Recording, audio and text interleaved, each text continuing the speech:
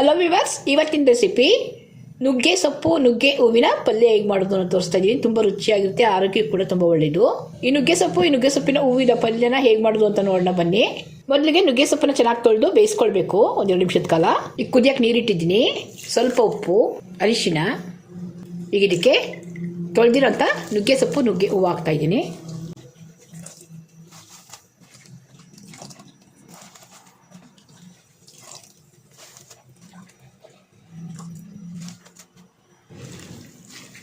ಈ ಥರ ಬೇಯಿಸ್ ಮಾಡೋದ್ರಿಂದ ಸ್ವಲ್ಪನೂ ಕಹಿ ಇರಲ್ಲ, ಪಲ್ಯ ತಿನ್ನೋದು ಕೂಡ ತುಂಬ ಚೆನ್ನಾಗಿರುತ್ತೆ.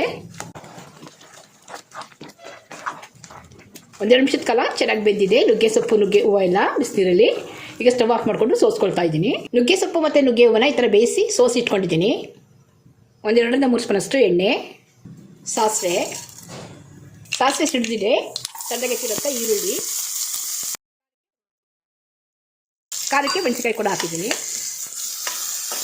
ಚೆನ್ನಾಗಿ ಉಟ್ಕೊಳ್ಬೇಕು ಈರುಳ್ಳಿನ ಎಣ್ಣೆಯಲ್ಲಿ. ಸ್ವಲ್ಪ ಉಪ್ಪು ಕೂಡ ಹಾಕ್ತಾ ಇದ್ದೀನಿ. ನುಗ್ಗೆ ಸೊಪ್ಪು ನುಗ್ಗೆ ಹೂವು ಬೇಯಿಸುವಾಗ ಕೂಡ ಸ್ವಲ್ಪ ಉಪ್ಪು ಹಾಕಿದ್ದೀನಿ, ನೋಡ್ಕೊಂಡು ಸ್ವಲ್ಪ ಉಪ್ಪು ಹಾಕಿದ್ದೀನಿ. ಈಗ ಸ್ವಲ್ಪ ಅರಿಶಿನ ಕೂಡ. ಇಷ್ಟು ಚೆನ್ನಾಗಿ ಎಣ್ಣೆಯಲ್ಲಿ ಫ್ರೈ ಆಗಿದೆ. ಈಗ ಬೇಯಿಸಿಟ್ಕೊಂಡಿರೋಂಥ ನುಗ್ಗೆ ಸೊಪ್ಪು ನುಗ್ಗೆ ಹೂವು. ಈಗ ನುಗ್ಗೆ ಸೊಪ್ಪು ಮತ್ತು ನುಗ್ಗೆ ಹೂವು ಕೂಡ ಚೆನ್ನಾಗಿ ಫ್ರೈ ಮಾಡ್ಕೊಳ್ಬೇಕು.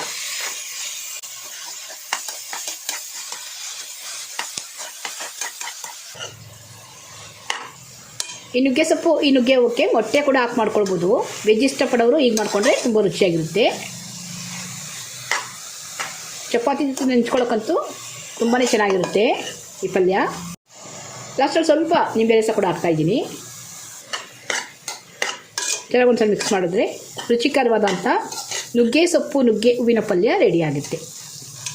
ವಿಡಿಯೋ ಇಷ್ಟ ಆದರೆ ವಿಡಿಯೋ ಲೈಕ್ ಮಾಡಿ, ಶೇರ್ ಮಾಡಿ, ನಮ್ಮ ಚಾನಲ್ನ ಸಬ್ಸ್ಕ್ರೈಬ್ ಮಾಡ್ಕೊಳ್ಳಿ. Thanks for watching.